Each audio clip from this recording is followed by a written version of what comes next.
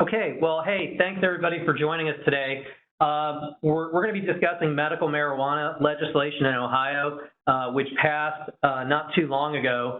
I thought it would be an important topic, and partly because I've had actually 3 patients already come in and start to inquire about how they might benefit from medical marijuana for their conditions. So I think we're going to get more of these types of questions, so it seemed like a timely moment to delve in and become knowledgeable about medical marijuana in general, but specifically how it might apply here in Ohio. Okay, I'm going to move through these slides fairly quickly so we can reserve some time for questions. So basic overview, I'm going to go over you a little botany lesson on cannabis.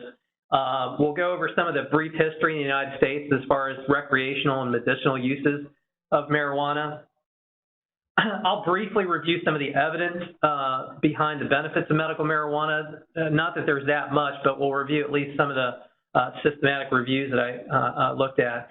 And then more importantly, we'll focus on House Bill 523, which spells out some of the requirements and structure around providing medical marijuana to the citizens of Ohio. So that's our goal. Before we start, here's just a quick quiz. And unfortunately, I only have one person over here at Morehouse. Can anybody guess what's in the top left corner? You want to guess what this plant is? No idea. Looks like grapes, but I know it's not grapes. Yeah, those are coffee beans. Okay. And then off to the right, any guess? That's tobacco. Okay. Yep. Here's, everybody knows this Poppy. one. That's poppy. And how about this one? Show that one. That's coca for cocaine. So the reason I show you this is humans have been cultivating psychoactive plants for millennia, really. And why? Well, if you look back through some of the literature about culture evolution, it's for pain control, hunger management, managing fatigue. These are all things that humans have needed to try to address before modern medicine and before modern conveniences existed. And a lot of these plants were also used for religious practices. So it's really it's a strong component to cultures around the world that is the use of medicinal plants, specifically psychoactive plants.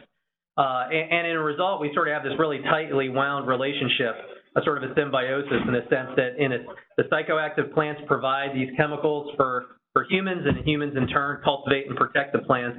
So it's kind of an interesting relationship that we've developed with a lot of these psychoactive products and plants. The biggest player in this class of chemicals is cannabis or plants.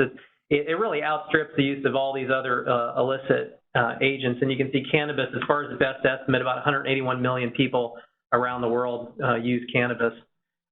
So it goes by many names, and I listed some of the more common names here. If we really wanted to learn all of them, we'd need about 3 or 4 pages for all the nicknames that are attributed to marijuana. The marijuana plant's actually useful for more than just its psychoactive purposes. I mean, historically, it was used for fiber. The plant actually has an excellent fiber for transportation and things of that nature. The seeds are actually used in a number of cultures for nutritional purposes and oils, at least historically. But really, it's the psychoactive elements in this plant that are most sought after. And the way the plant works, it basically takes its vulnerable portions, so the flowers and all the new growth, and if they're exposed to really high temperatures, it exudes a resin to try to protect those sensitive structures from drying out. And it is that resin that actually contains the THC, the active component that people are seeking out. So it's the female plants that obviously flower. So what they'll do is the cultivators will actually remove all the male plants to prevent pollination, so the plants continue to flower, and then they'll trim them so they continue to branch and form new growth, which is what they're trying to harvest. Here's a quick picture of what some of the new growth looks like, and these little beads on the surface that looks like dew, that's actually the resin that the plant is exuding that has the THC component to it. Here's a closer look at that resin that gets exuded onto the surface of the new growth. So that's what folks are looking to collect. So as far as isolating the active component of marijuana, this gentleman, Raphael Meshulam, who's a professor in Israel, really quite notable professor, actually isolated THC all the way back in 1965, which allowed some research to be done on it. it led to the discovery of the receptors, which took a long time in 1990, and then the actual ligand that's naturally occurring in the human body was identified in 1992, and it's called anandamide, which it's an old Sanskrit term which means internal bliss. Seems like an appropriate title. The gentleman obviously had some affection for the product. The receptors for cannabis are actually mostly in the brain and the spinal cord, but there's actually cannabis receptors as part of the immune system, which some folks think may contribute to its effects on pain management and inflammation. And you're probably all familiar with this as far as what the main physiologic responses of cannabis, obviously euphoria, psychosis, if taken at high doses, impaired memory and cognition, locomotor functions impacted, increased appetite, antiemetic properties, pain relief, antispasmodic effects, and then sleep promotion. And depending on what angle you're coming at this from, this could be good or bad. And that's what doctors need to kind of be aware of. The product or marijuana is processed into a number of different products. Marijuana is just taking the dried leaf products and the leaf and flower products and drying them out. Some of the other things is the pure resin. That's what hashish is. It's where they collect the pure resin and refine it. And there's these other products such as tinctures, oils, and infusions, which are extracted using solvents and things of that nature, which are something to keep in mind because that's what goes into like the e-cigarettes that people are using to ingest marijuana chemicals in. So you can consume marijuana obviously through smoking. We're all familiar with that. Bongs and glass tubes are obviously a really popular historic way to ingest the active chemical. Ingestion's historically been, like in other cultures, that's a common way to take in marijuana. And then vaporizing pens is a growing area for marijuana consumption. So this is the raw product. Again, you just kind of grind up the leaves and it's smoked. This is what my family does in India. It's a pretty popular product, and it doesn't have quite the social stigma overseas as it has in the United States, but you basically smash the product up and then you mix it with buffalo milk or whole milk, and you add some sugar, and it tastes pretty good, actually. That's what I've been told. As far as other ingestible products, so marijuana butter, I found this recipe on the left side of the screen in case you want to write this down for future reference, but it's another way that marijuana is ingested beyond what you're familiar with. And then here's an example of what hashish looks like, that refined resin. So it's manufactured and processed into multiple products. As far as the evidence behind the medical benefits, it's actually quite limited. I mean, I found one systematic review in JAMA that summarized the findings that as far as for these three conditions, there's fairly good evidence of benefit when compared to placebo. So for chronic pain, there were 6 trials. Again, you can see the number of patients in these studies collectively is just not that big. Neuropathic pain showed benefits, and then spasticity specifically for multiple sclerosis. There were 12 trials, and there's fairly strong evidence about the benefits there. Part of the limitations on the research over the years is because it's an illegal product, so they really couldn't do as much research. But I think that's going to change in the future now that it is more readily accessible to researchers. Plus, some of the legislation opens up the opportunity to experiment and determine the benefits. A lot of what I'm going to talk to you today is it's about medical marijuana, not some of these FDA-approved products which have been on the market for a number of years for mostly chemotherapy-induced nausea and some of the wasting syndromes that occur with conditions like HIV. There are harms associated with medical marijuana, and what I've listed up here is some of the short-term problems with it. Obviously, it affects motor coordination, which could be a problem if someone's operating heavy equipment or driving. You can see there's studies showing a doubling of the risk of accidents, motor vehicle accidents. And then at high doses, especially in youth, psychotic symptoms can develop with high ingestions, which I think is a real concern as the products become more refined and the concentration of THC in the products continue to go up and people are using vaporizers and other sophisticated techniques. I think the risks go up with this.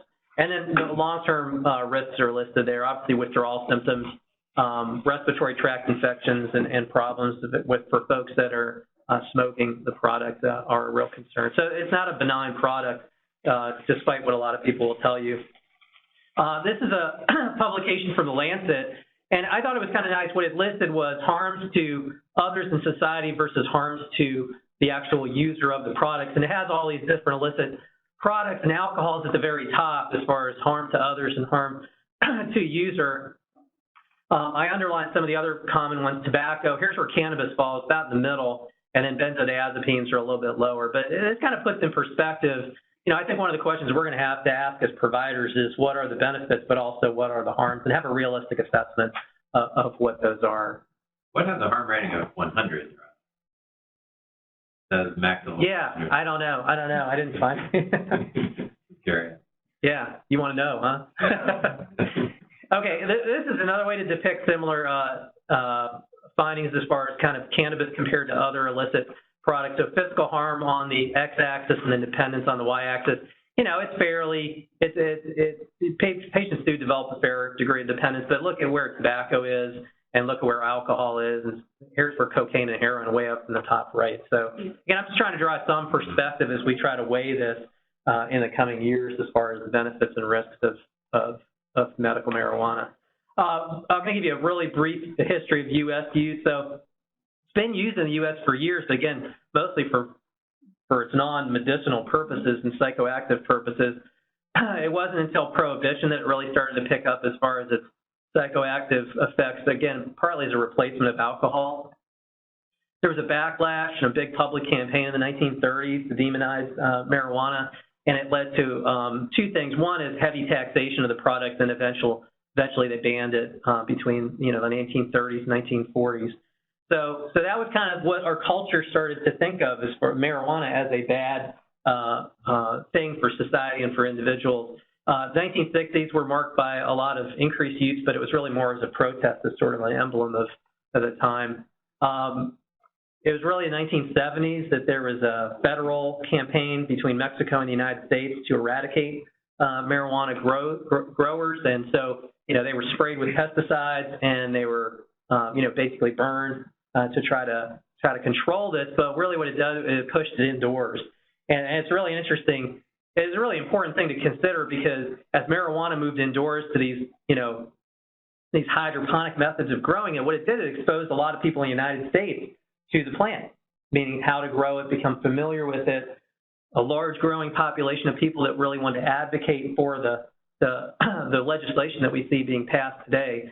The other thing that happened is because you grow in these really highly refined conditions, you can selectively pick products that have a higher concentration of THC. So the eradication campaigns had sort of a lot of unintended consequences, not only to the plant and its biology, but also to policy that we're experiencing now. Here's the legalization of marijuana around the country. So if you look at the light blue and the blue, it's about 25 states now have medical marijuana legalized in some form. And then decriminalization of marijuana is also starting to spread. And this is really getting at like low, not low concentrations, but low weight, how much marijuana you might have in possession as far as being a misdemeanor versus something that's associated with jail time. As far as federal oversight and enforcement, so from a federal standpoint, it's still a Schedule I substance. So it's considered to have high potential for dependency and that no medical accepted uses exist, and it makes it a federal offense. But in October of 2009, the Obama administration basically encouraged their federal prosecutors not to prosecute people who distribute marijuana for medical purposes and basically deferred to state laws that were starting to spread. I mean, California was the first, but again, it's rapidly followed through about 25 other states. And then this is a statement from the Department of Justice in 2013 that will defer the right to challenge their legalization laws at this time. The department also reserves the right to challenge the states at any time they feel is necessary. I think that's something to keep in mind because the law could change. Things tend to cycle back and forth as far as oversight.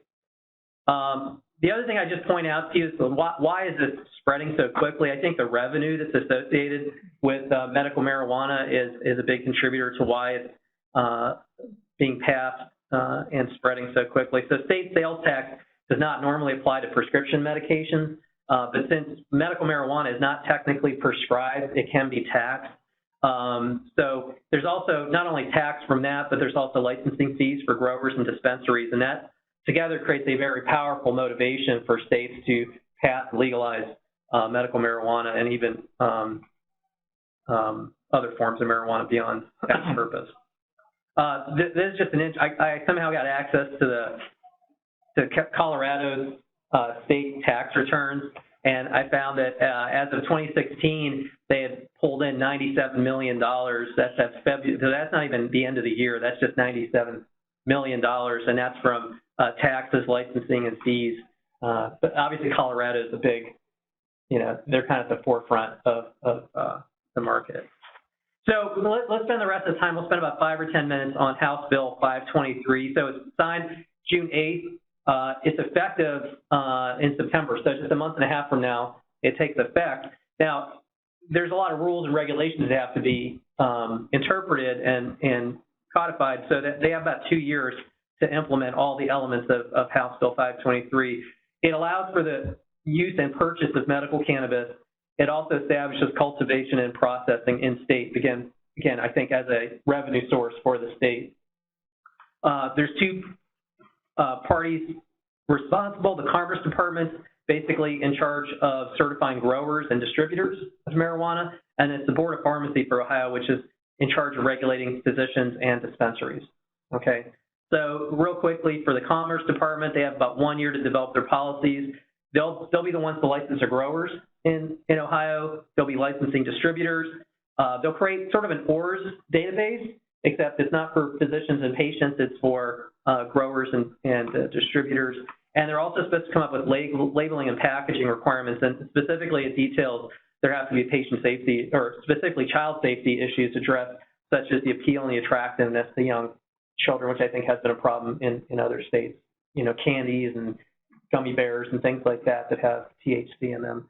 And they also are going to regulate the concentration that's allowed in the product. As far as what the Board of Pharmacy is supposed to do, they'll create a structure for physicians to get certified. So you have to basically do coursework. I believe it's 2 or 3 hours of coursework to learn about all the rules and regulations around marijuana, and then you apply for certification. And once you're certified, then you can in turn certify patients. You do not prescribe cannabis. So prescribing cannabis is not possible due to federal ban, but you can certify, and I'll show you what these certification forms look like for some of the other states. The other things that the Board of Pharmacy will do is that they'll certify dispensaries and obviously go through pretty extensive background checks to make sure they're not associated with any illegal parties trying to profit off the law. And then they'll set up structures for patients to basically register and obtain IDs, because patients will have to maintain an ID if they're to be pulled over by police in possession of marijuana. Here are some of the other main components. They'll specify the forms and the THC content of the product.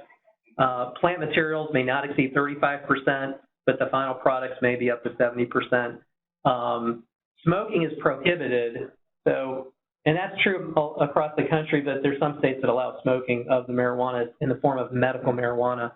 But so it's really it's tinctures, oils, edibles, patches, and then vaporization is allowed. So you'll see a lot of people, you'll see this market grow beyond just for nicotine ingestion into the cannabis area. And then obviously specify whatever type of paraphernalia and accessories, which again, you can see the market that's going to develop. It's going to be quite large probably. As far as employers, they're not required to accommodate the use, possession, or distribution of medical marijuana. So basically, the drug-free work policies that OSU has or any other industry has or any company has, they can stay in place. The state law doesn't change that. Here's some other pieces as far as physicians. Physicians provide a certificate to recommend the drug, which is something we're not accustomed to. And I'll show you what those forms look like. They must have seen the patient in person and completed an H&P and planned for ongoing relationships. So that's the other pieces in the certification process. They can prescribe it to minors, but a guardian has to be involved in the process, and they're the ones that have to register with the Board of Pharmacy. In the registration or the certification process, you have basically a test that the risks and benefits have been explained to the patient. You have to indicate what medical condition you're certifying that patient for. The certification is good for 90 days, and you can renew these for 90-day periods for up to a year, but you have to see the patient at least once a year. So it's just like a prescription. You can refill after 90 days. You don't have to physically see the patient, but for medical marijuana in the future, you'll have to at least see them once a year. Some of the other components annually the physician must submit a report to the medical board describing their observations regarding the effectiveness of medical marijuana in treating their patients, and the information is supposed to be de-identified. If physicians hold a certificate to recommend medical marijuana, they do have to complete 2 hours of CME course specific for medical marijuana on an annual basis. This is a bit of a downer. It's prohibiting you from self-prescribing or prescribing to family members. I'm worried you guys are all going to hang up and walk out of the room at this point. Okay, nobody did. And then lastly, providers have immunity from civil liability, criminal liability, and disciplinary action as long as they follow those basic rules. Here's medical conditions that are approved in the state of Ohio as part of Bill 523. What you'll notice is it goes fibromyalgia on there. One of the things you'll notice, there's a lot of groans in the room. I think that's what they're looking at. One of the things you'll notice is that list of conditions that have good evidence to support use is actually pretty limited. It's for chronic pain, it's for spasticity associated with MS, and then neuropathic pain. But there's a lot, the state laws tend to go way beyond what the scientific evidence supports as far as use. Here's an example of what a registration card looks like. This is from, obviously, Massachusetts, but patient name, and on the back it's got some language about requirements to be in possession and things of that nature. But it's got the registration number, which the police would use to search database to make sure it's authentic if they were ever to be found with that product in hand. So this is an example of what the authorization form looks like in the state of Washington. Ohio has not been developed yet, but I thought I'd show you this, and it might capture some of what you might be experiencing or seeing in the future. So this is just the first page, obviously demographics. Here's the attestation of the healthcare practitioner. And so instead of you reading this, I just blew up a couple of the main points here. So let me just read this to you. I have diagnosed the above named patient as having the following terminal or debilitating medical condition that is severe enough to significantly interfere with the patient's activities of daily living and ability to function, and can be objectively assessed and evaluated. And then you would check off what the medical condition was. The other part of this physician attestation is I tested, I have performed an in-person exam of the above named patient and assessed his or her medical history and medical condition. I've advised this patient about the potential risks and benefits of the medical use. It is my professional opinion that this patient may benefit from the medical use of marijuana. You can see you are not prescribing the drug, you are signing a certification form that they then go to a dispensary, and the dispensary provides the product. You don't dispense a number of milligrams. It's not like 10 milligrams of cannabis Q day. It doesn't have that kind of refined prescribing that you see in normally prescribed drugs. This is the patient side of the certification form. An authorization for medical use of marijuana does not provide protection from arrest unless the patient and designated provider entered into the medical marijuana authorization database and hold a recognition card. So what really happens is you hand the patient a certification form, then they take it to the board of pharmacy, then they enter them into the database, and so that's how this process works. And then once they're in the database, have their ID, then they can go to dispensaries and actually submit their ID card to get the product. Let me go over the last couple of pages. So I tested, I have discussed the risks and benefits of medical use of marijuana. I understand risks may include possible long-term effects to the brain in the area of memory, coordination, cognition, impaired driving, and then respiratory damage of smoke. I have read the legal requirements of being a patient. This is what the patient's attesting to. So I wanted to show that to you. Again, that's not finalized. What's going to happen in the coming years, the Board of Pharmacy is going to develop these forms. There is a committee with about 9 members that's meeting right now, and they'll meet on a monthly basis. If you want to get on the listserv, you're welcome to. If you want to stay abreast of this topic. I thought I'd show you this slide just that you're going to see more and more of this. People are going to find a niche market as physicians and develop clinics specifically to certify patients. It's probably going to be a fairly lucrative market. Well, I think that's what I'm encouraging OSU to do is start the conversation. I mean, they were going to do this, but I've had conversations with the legal department to basically, initiate the process of developing policies here at OSU. Are you going to get certified? You just do this? Like, would you go through the course? I don't know. After reading all this, I'm torn about the whole topic. We're basically going to have to follow whatever OSU's policy is. Mm-hmm. So I'd probably wait until that happens to decide what my involvement is. One of my main reasons sharing this with you right now is patients don't understand all of this. So they're coming to you and saying things like, hey, doc, what do you think my chances are of scoring a little bit of that medical marijuana? And so how do you respond to that? Some of them are on narcotics. There's stuff in news reports all the time about medical marijuana. There's something recently showing from Medicare database that the use of opioid prescriptions went down in states where medical marijuana was legalized. Now, one may say there's actually more harm coming from opioid use. So, there's just a lot, I think, discussion that needs to occur to hopefully finally settle into whether it's right or wrong for patients. And I think more importantly, a lot more research needs to be done. I don't know that we should sort of reflexively take our historical experience with this and say it's bad just because it's been illegal in the past. I think we ought to be more objective about it and see what the evidence shows. So I don't know my answer yet. So I'll open up to other questions if folks have any. Let me unmute the folks on the phone. No, Michael J. Fox was his brother-in-law. Yeah, that was the main point of the talk. Yeah. I have a question. I have a question on the phone. Sure. Is that Mike Langan? Yeah. Does this explain what all that green milk and green butter is in your refrigerator? No, I will remind you that this is being recorded. I know, that was a joke. So, in all seriousness, so for us right now, I sort of missed a slide or two. So we have to actually be approved to help a patient travel down this pathway to get medical marijuana, or we just have to be approved to write for it? I guess I misunderstood that part. You have to be approved to write for it, meaning you have to be certified, meaning you have to do these CME courses. Then you apply to the Board of Pharmacy to say, I'm going to have the additional approval to certify patients to receive medical marijuana. Once I go through that process and I'm certified, then I have to renew that annually by completing 2 hours of CME courses on medical marijuana. And as long as I maintain that certification, then I can, in turn, certify patients by filling out one of these certification forms. So but that doesn't mean that I'm writing for the marijuana. That just means that I'm certifying that they qualify for it. Correct. You do not prescribe medical marijuana because it's still a Category 1 drug right. by the federal. But if I'm not certified to approve somebody for it, then that's not an option. Correct. Mm-hmm. This is Chris Hanks on the phone. So one of my big questions about this centers around it being Schedule 1, because it still makes it so really studying medical marijuana is really, really hard.